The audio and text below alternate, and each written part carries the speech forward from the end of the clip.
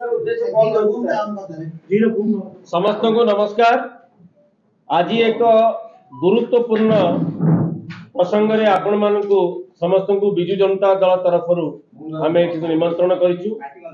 एवं आपण मानक जरिया रे राज्यवासी को आम अवगत कराइबा पई चाहू। गत 2020 मसीह रे टाटा मोटर्स रे चाकरी करई देबी बोली कही मिछ प्रतिश्रुति दे गोपालपुर मान्यवर विधायक एवं वर्तमान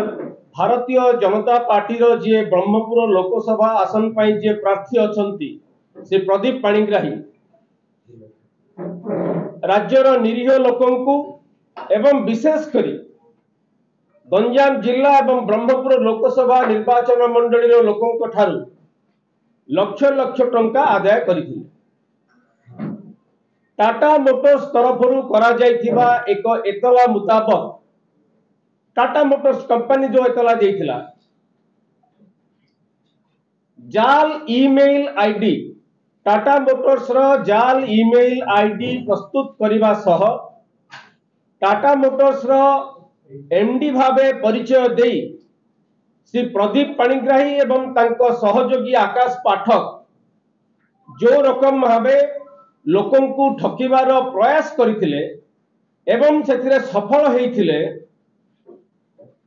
एही मामला विचार विभागीय तदंत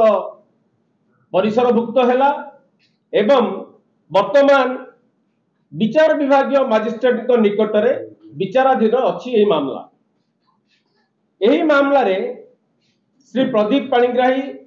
जेल जाइथिले एवं जेल रु बेल रे आछंती। जेल रु जते बेले बेल रे आसिले मान्यवर अदालत किछि शर्त रखिथिले आमे देखिबा को पाउछु बारंबार से शर्तर से उल्लंघन करिसंती। कौन से शर्त थिला? मान्यवर अदालत जारी करिथिबा शर्त अनुसार कोर्ट रे व्यक्तिगत भावे हाजर होगा पई जते बेले तारीख आसीबो शर्त रखिथिले। ठीक सही परी जामीन रे जेहेतु से आछंती सेथिरे अन्य एक गुरुत्वपूर्ण शर्त थिला एही मामला बाबद रे से प्रेस रे किछि कहि परिबे नहीं बा विवृत्ति किछि रखि परिबे नहीं। विभिन्न समय रे आमे देखिबा को पाउछु से प्रेस रे एभली विवृत्ति रखुचंती जहा अदालत रो शर्त रो सीधा सड़क उल्लंघन बारंबार से शर्त उल्लंघन करि आसुचंती जा फल रे विगत 4-5 तारीख रे से व्यक्तिगत भावे मध्य शर्त उल्लंघन करी हाजर हेइनाती विचार विभागीय मजिस्ट्रेट को जो शर्त थिला यह साधारण लोकंक मनरे जनसाधारण का मनरे गोटे प्रश्न आज आसीची विचार विभागीय